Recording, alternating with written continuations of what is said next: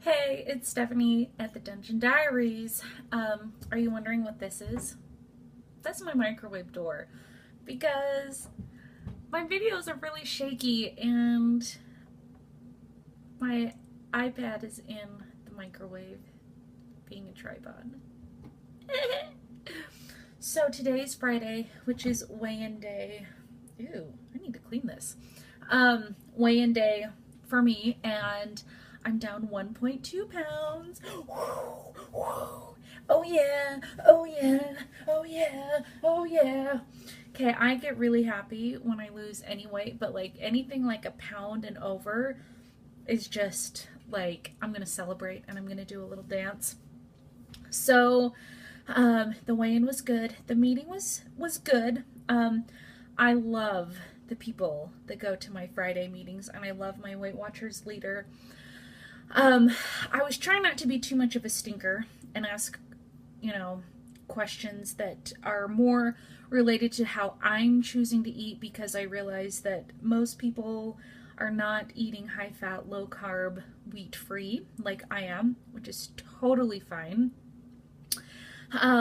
But I did ask the question about coconut oil. And I said, why did that go up to 7 points? Basically, because it's a plant-based fat and it is full of lots and lots of benefits. And when I put in that it's just pure fat. And so when I put it into the tracker and just leave it as 14 grams of fat in 1 tablespoon, then it's 3 points. But if I put in that all of that fat is saturated, then it goes up to 7. And so I said, I'm wanting to cheat and just count it as 3. But what do I do? And, we didn't really have that much of a discussion about it. But somebody stepped in, and one of the other leaders, and said, yes, it's a plant-based fat. And another leader said, well, Weight Watchers hasn't recognized coconut oil as a healthy oil yet. So I know that they can only say certain things during their meetings, and, I don't know what their personal opinions are, and it's really none of my business. But my personal opinion is that coconut oil is wonderful, and I feel like it does my body good to eat 3 tablespoons of it per day. That would add up to 21 points. That would leave me with 11, 12, 13. That would leave me with 12 points. Can I really not do math? 12 points left for the day. I mean, what would I eat? So I don't know if there's a replacement for my coconut oil that I was eating 2 to 3 tablespoons worth of every day. I don't know.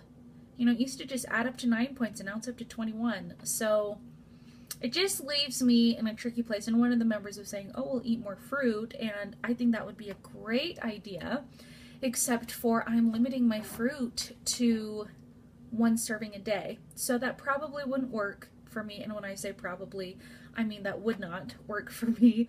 I'm trying to keep my carbohydrates to foods like potatoes, sweet potatoes, squash. I'm still eating corn, so sometimes it's a corn tortilla, and sometimes it's an organic tortilla chip. That's just where I am. Hopefully, at some point, my food choices will be super clean and not processed all the way around, but that's where I'm at, and I'm okay with that. I feel good about what I eat. Anyway, I'm kind of rambling on and on, but, I don't feel like I got a whole lot of clarity. They basically just said, at the end of the day, it's still saturated fat, which, that's their stance, and that's okay. I was hoping to get a little bit more clarity, or, maybe they could tell me, oh yeah, well, coconut oil is like a special case, so you can count it as 5, or you can count it as whatever. But, I'm just going to look at some of the other oils that might have some of the same benefits as coconut oil. And maybe there is an oil out there that might help me feel good and feel strong and feel amazing. And, maybe it will be fewer points, and maybe I can still have 3 tablespoons of fat. a day and still have my full fat yogurt. I'm still able to have that. I'm still having my lean grass-fed beef. I'm still able to have eggs. I didn't know that tuna fish is only 1 point now per serving. So my grandma used to make these delicious tuna fish like patty things. She'd mix eggs and tuna fish and spices, and she would use breadcrumbs, so I wouldn't use that. But you know, maybe I'll just get a little bit creative in the kitchen. And I know that they're wanting people to eat more protein, and you know, that's not really my favorite food group to eat more of, but I will eat more vegetables. So it is helping me eat more vegetables, and we'll just keep playing with it, keep seeing how it goes. A lot of people were saying, oh yeah, this food that I, you know, used to eat every day, it, you know, doubled, tripled in points, and oh, it's just so hard. And so I think everybody's having to just rethink what their food choices are, and it's keeping us on our toes and keeping us aware, and I don't think there's necessarily anything wrong with that. I was trying to really drive home the fact that I'm eating this way for a very particular reason. I have an autoimmune disease. I'm looking for a low inflammation diet. I'm looking for a diet that helps my brain feel awake and alert, and this way of eating does. And I feel satiated and I don't have cravings. I have not gotten sick this winter, and before this way of eating, if there was a cold a mile away, I caught it, and it would not just knock me down for a week or two. It would be like 2.5 weeks. Sinus infection after sinus infection, terrible, terrible chest colds, and I could go on and on and on about how I was on so many antibiotics as a kid because I had chronic strep throat, chronic sinus infections, and both my husband and my son have both gone through at least one cold this winter, and I haven't gotten sick. And you can ask any of my bosses, you know, how many times I would call in sick during the cold and flu season, and how long it would take me to get better, and how horrible I would sound.